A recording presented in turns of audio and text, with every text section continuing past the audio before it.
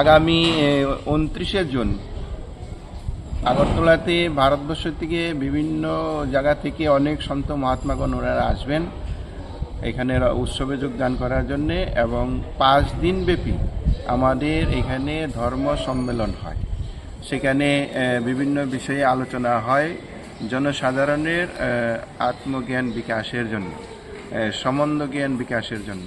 তো সেখানে এই 29 জুন ওনারা মহারাজরা আসবেন। 30 জুন বিকেলবেলা 6টা থেকে রাত্র 8:30 পৌনে 9টা পর্যন্ত ধর্মসভা চলবে। সেখানে বিভিন্ন বক্তাগণ থাকবেন ভারতবর্ষের বিভিন্ন জায়গা থেকে, পুরী ধাম, বৃন্দাবন ধাম, কাশী ধাম, আরও অন্যান্য জায়গা থেকে ওনারা আসবেন। বিশিষ্ট ব্যক্তিগণ ওনারা সবাই ওনাদের অনুভবের কথা বক্তব্য রাখবেন। আপনারা সকলে সেই বক্তব্য শোনার জন্য সুযোগ পেলে আসবেন, শুনবেন, আপনাদের অনেক কিছু জানার সুযোগ হয়ে